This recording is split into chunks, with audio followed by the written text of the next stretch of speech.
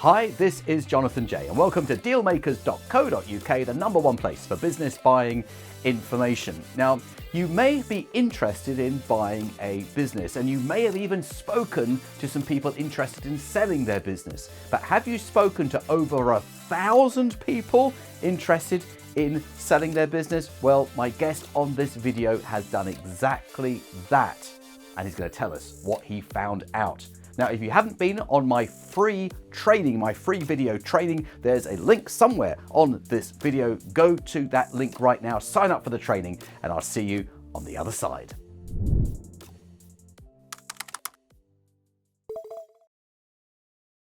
So Cliff, you have spoken to 1,000 plus business owners who want to sell their business at some point. That's quite some going. I think probably you're the only person I've spoken to who's spoken to so many. So what do you conclude from having so many conversations with owners? That's a great question. I think the biggest takeaway for me, speaking with these owners, is that they are not prepared for the exit process. Okay. Either the company isn't prepared or they're not prepared themselves. And so it's a lack of preparation and lack of understanding as to what they need in order to be exit ready. Whether they want to sell, liquidate, or close the business down, whichever, it's just the lack of understanding.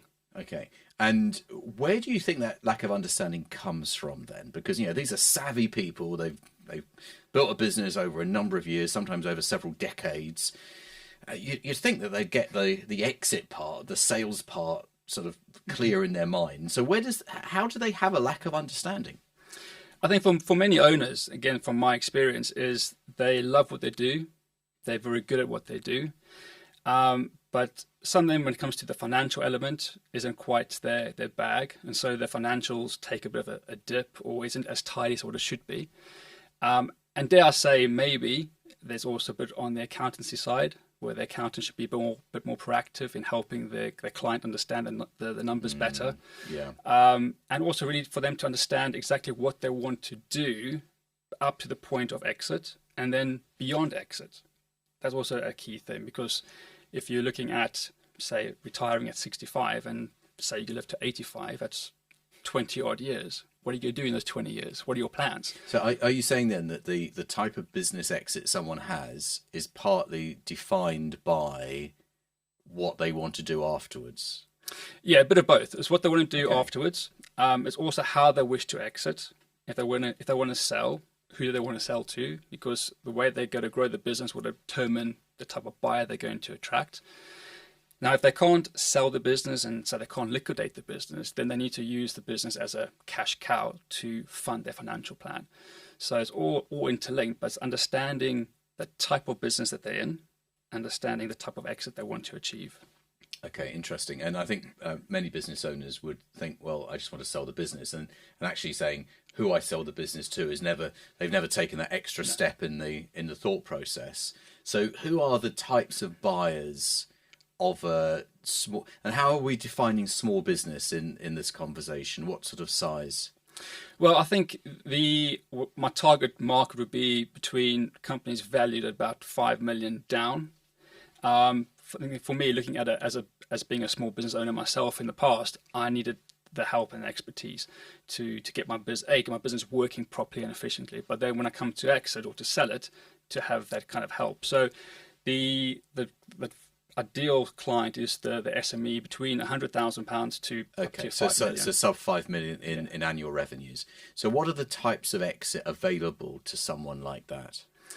On the smaller side, typically it's you can't really sell because the owner is typically the business. So this is what sort of revenue I would say, does that signify that the owner is the business? Typically up to at least say £500,000, give or take. Yeah. Where they are so involved in the business. Sometimes they do have good assets which they can liquidate, but in most cases it's basically done on goodwill or transferable value. So they could sell the client base, but again, that is still quite a small amount compared to what they actually need financially. So it's about looking at the business and how best they can use the business as a vehicle to help fund and drive their financial plans in terms of retirement. So you're saying actually selling it may not be the answer? May not be the answer, yeah. Oh, that's very interesting. That's is interesting. So then, so with the businesses that are slightly larger, what are their opportunities?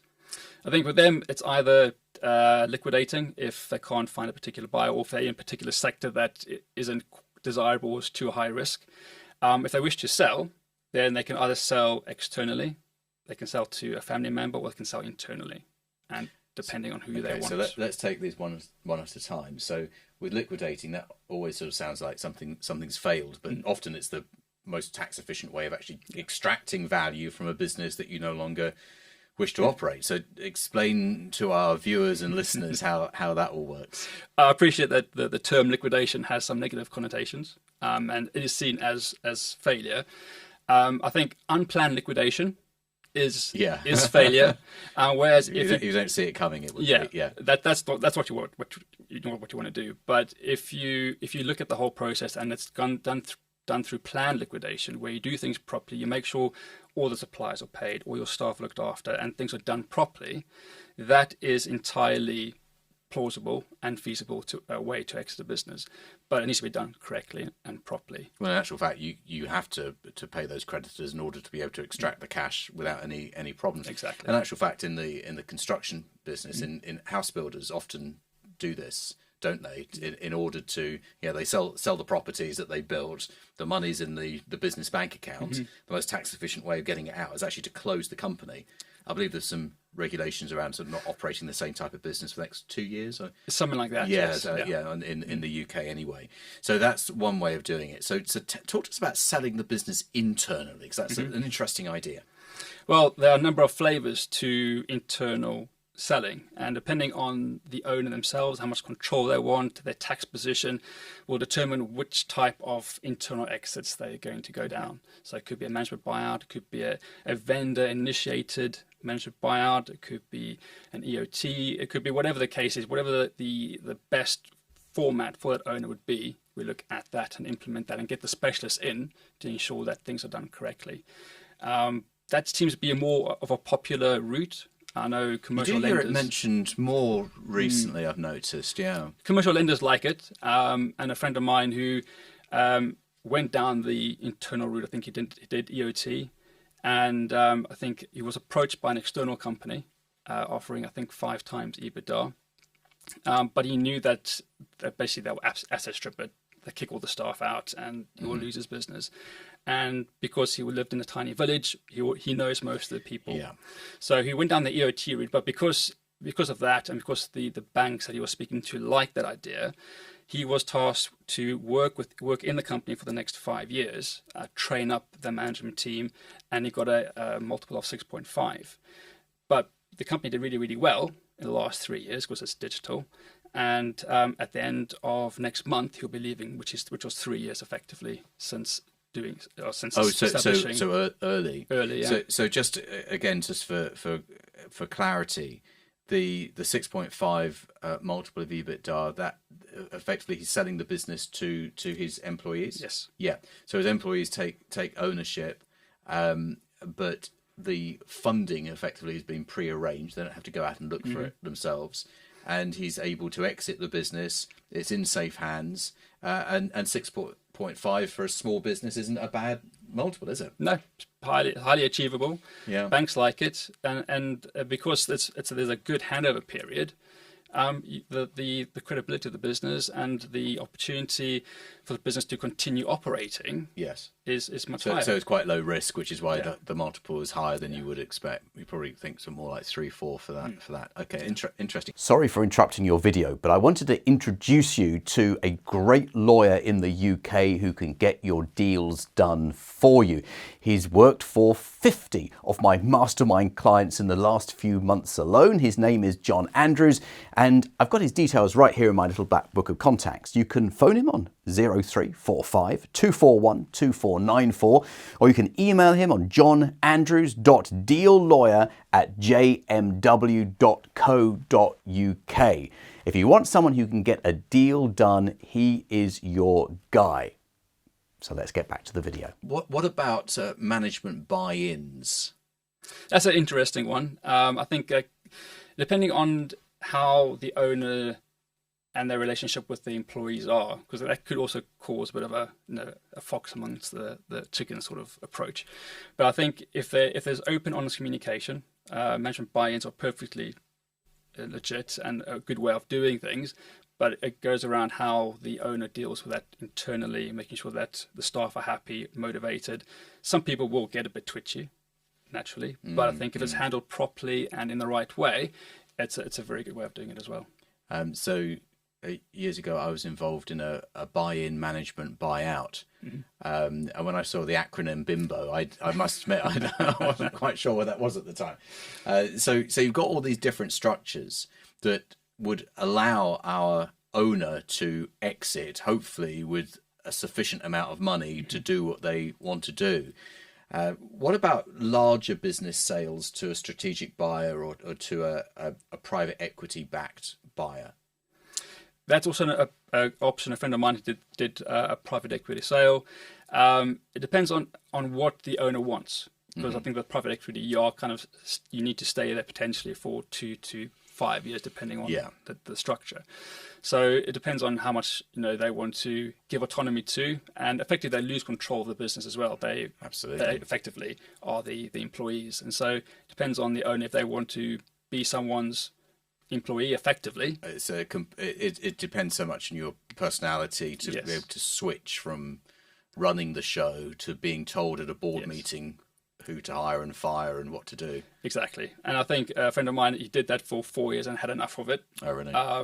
And fair, he exited correctly and he got the money that he wanted, but he said it was a lot of pressure and it was a massive change from him owning and running the business to actually being told what to do and having to report every 5 seconds to various people within the organization. So it's a different way of exiting, but it goes around. It's a conversation that owners need to have and say, look, what is it that I want at the end of the day?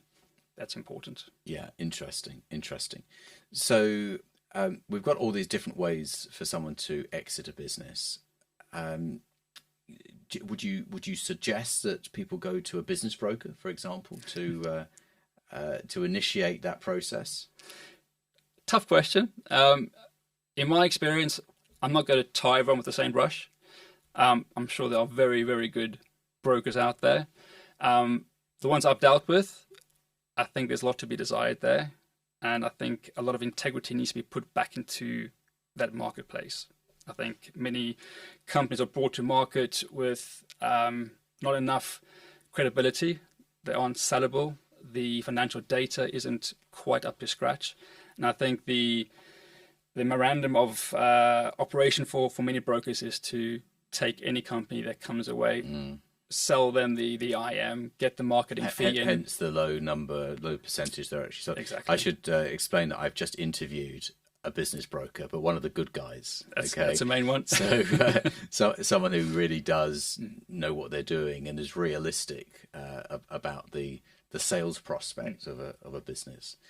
So what are the alternatives then? If you don't go to a business broker because you don't know who's good and who's not, what are the alternatives for the owner?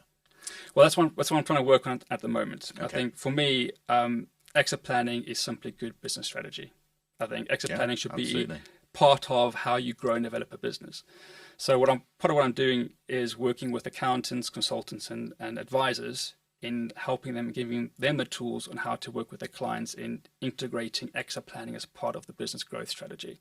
Okay. So in my ideal world is to have owners right now working on their exit plan, whether they want to exit in 2, 3, 4, 10, 20 years times immaterial, but to be exit ready at any point. So either when they get approached by someone to buy the business, or should life throw them a curveball, should they get a heart attack, or should they get a stroke, or get an illness, or something changes in their family environment, they can then exit the company if they need to. So my whole mantra is always be exit ready, and ideally is to have your accountant or your business advisor or coach help you in that process. So this is like an incubator, isn't it, for businesses? Interesting. And you're right, you never know what's around the corner in terms of life can take priority over and above the business, and I think that it should really. Or someone comes along and approaches you and you weren't ready for it, and you missed the opportunity. I mean, that's quite that would be very upsetting to miss the opportunity. So if there are key things that an owner needs to get ready in order to sell their business for the best value, because that's what we always want to sell it for, what would they be looking at? What can people listening to this do right now? And also, we're talking to people who on this podcast and video, we're talking to people who are in acquisition mode. And there is a very strong school of thought that we encourage, which is you should be thinking about the exit before you've even purchased. So what can people do right now to hit that magic number later? I think the first thing is financials. Make sure that your financials are up to date, that your bookkeeping is real time, so that you can pull off enhanced financial reports very, very quickly, so you can make an informed decision. Then it's down to risk. It's really, and for smaller companies, it's really down to owner reliance. Then you have customer reliance, supplier reliance, employee reliance. That's quite a big one, where certain employees either shoulder most of the workload or have most of the key well, information. It's interesting you should mention that, because we were I should explain that Cliff's in my inner circle group, which is quite an elite group of business buyers who've all done deals, many of them multiple deals, big ones, small ones. And we had a conversation, didn't we, as a group around the table just a few days ago. And one of our members seems to have become very reliant upon one particular person. Do you remember the conversation? Yeah. Yes. And that was starting to concern me. And it must have been setting off alarm bells for you as well, that one person seems to sort of, it almost is that person's business. It's so reliant upon them. And that, of course, is challenging, isn't it? Because all it takes is an accident or a period of sickness, ill health, therefore a change of sort of, I don't want to work anymore. And sometimes you have some scurrilous individual, I've had it happen to me, who runs off with the clients. And that can be quite, well, obviously it's devastating. So you're saying don't rely upon one or two individuals. Now, I've got a client who is in that exact position. There are some key individuals within the business, and they are actually dictating the shots. Oh, really? And so the owner's in a very tricky position. So, again, that's down to... Lose control of your own business. You do. And they want to raise, and you don't pay it. They will either create a false mood or negative mood within the business, or they leave, and then you've got a massive hole to fill. So I think the owner needs to get proper operating procedures in place, training manuals, get everything out of the employees' heads onto paper and document the process, because things change and evolve over time, and people on the ground tend to work out ways of how to best do things. And if that isn't documented, and they go, then you lose out on that critical knowledge. Yeah, I had a member of staff once who had all the passwords in her memory. What even passwords weren't written down. But it's interesting you say about the staff sort of almost holding the business owner to ransom. A colleague of mine had this happen where his FD deliberately defaulted on a loan repayment that meant that the business was forced into administration, and the lender then sold the business to the FD. And the poor guy who started the business was kicked out of his own company, and it was all. That isn't a great situation to be in. So it's. I think it's important to not necessarily be a control freak, but to know exactly that if it is your business, that you have a control over it, so that no one, whether it's a supplier, whether it's a customer. I mean, you see some businesses, don't you, where so much of the customer base is built around one customer, one relationship. Very common. That customer goes, 70% of the business goes overnight, and because you've got the overheads for a 100% business, take away 70%, but still have 100% of the overheads. Then you've got yourself a disaster. That's very common. That's what I see all the time, especially in the SME market, the smaller companies, say sub 2 million. That is certainly something I'm seeing more and more of.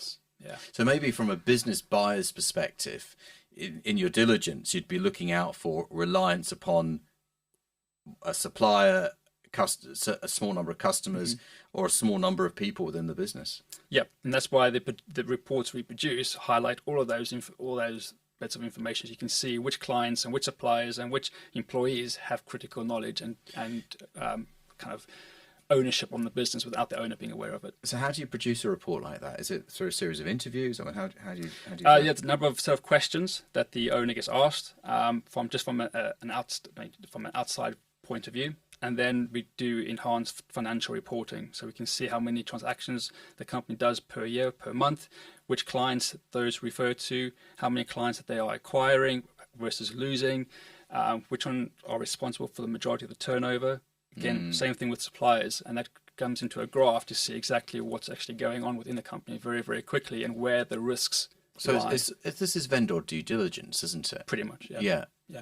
Which means that the owner can then go back and improve the business and enhance those weaknesses. And I guess you could come back a year later, do the same sort of report, and show an increase in value as a result of those actions. Exactly. And I think as a consultant myself, I think it's very important to be able to prove your value. And so if you can show that the client that you've increased the business value by X thousands of pounds, you've reduced their wealth gap by X thousands of pounds, you reduced the risk profile within the business, you can prove and show your worth as a consultant, which I think is very important because many consultants go out there and it's very difficult to work out exactly where the value lies or what value that they're bringing versus what value the owner is bringing. So being able to track and measure both the tangible and the intangible is critical to moving the business forward. Yeah, that's very interesting. And yeah, if I'm a buyer of a business, I'm going to be asking my accountants to do this sort of diligence anyway, aren't I? So you're saying that if the owner's already done it, plugged the gaps, filled the holes, and solved the problems, I'm going to find not just a sale at potentially a higher price, but a smoother sale, rather than having to go through buyer after buyer after buyer to find the right one. You know, people say, oh, they weren't interested. No, the problem was with the business. It wasn't that they just lost interest. So you're saying that actually it can speed up the entire process. Yeah, my whole aim is to bring buyers and sellers together. A, speed up the process, and B, make it cheaper. So the software that we use is to really help the buyer look at the business very, very quickly, determine if there is something they wish to proceed with. And is this your software? Yes, and a colleague of mine software. So right, okay. One is the financial reporting, and mine Yes. is the more of the overall holistic view of the business. And you combine the two, you get a good picture of the business, which means that you as the buyer has kind of created most of the due diligence, and you filtered a lot of the companies out. And so your accountant and your legal person who's carrying out the commercial and the legal and financial DD has something to work with. That's tangible. Are we seeing this from the buyer's perspective? From the buyer's perspective. I get it. Okay. But then from the seller's perspective, all the information is there. So you know where there are weaknesses within the business that you can fix before the business goes to market. Yeah, no, very, very, very interesting. And how long have you been doing this for?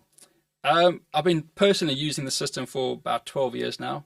Right. Over the last 2 years, I've now digitized it. So I've taken everything out of my head, put it onto paper and onto an online portal. Following your own advice, pretty much. Yeah, not in your head. It's out. It's out there, and it's been taught to accountants and advisors. So what are the quick wins that a business owner can implement in order to let's say they want to sell in the next 6 months? Now we know that's quite a tall order, and people often they want to sell yesterday, don't they? Once they make up their mind to sell.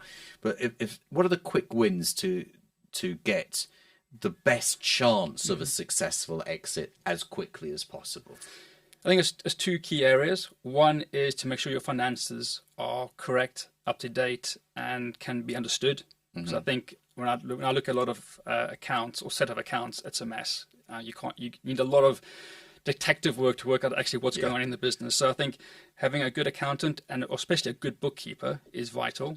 And then look at the risk profile within the business. Where are the risks sitting in the business, and what can be done about that? So HR contracts, health and safety, where are they? Employee reliance, employee morale, where's that sitting? I think that's probably more important now than it has been for a long time. Is that it's our awareness, isn't it, of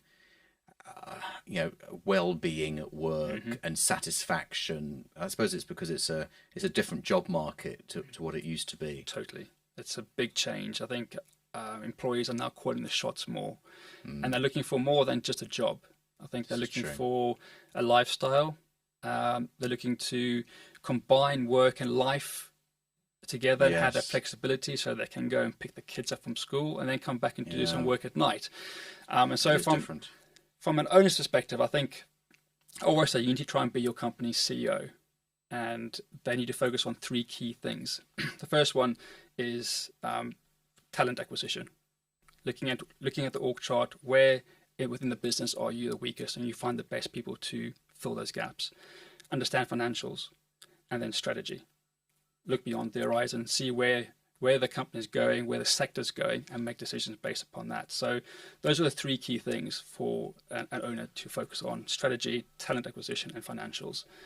And the rest can come in at various points, but those three things I think are key for an owner to make sure that they are exit ready and provide a business that is sellable and attractive to buyers. Oh, that's really, really interesting. And I think let's talk about the people for a few minutes here. So everyone says that the people are the biggest asset, and sometimes people say that people are the biggest liability. It depends. It depends what's happening that day. There's that tension, isn't there, between asset and liability. But in the majority of businesses, if you take away the people, there isn't a business. But of course, most people are on contracts with 30 days notice. So in 30 days time, everyone could walk out. The reality is, when someone decides to quit, they don't come back to work on Monday morning, do they? Despite there being a contract. So how does a business buyer, if we look at it from the buyer's perspective, how does the business buyer hedge against that risk of, I could buy the business on Friday and no one comes into work on Monday morning? Because that's a huge risk, isn't it? That's a big one, and I think a lot can be dependent upon the buyer carrying out proper due diligence. Okay. And also having something in the SPA that stipulates that should anyone walk out on day one, something needs to happen. Hopefully Yes. it won't. But again, it's how you approach the whole process. I think it's again being having that open communication, and also being sensitive to where employees are.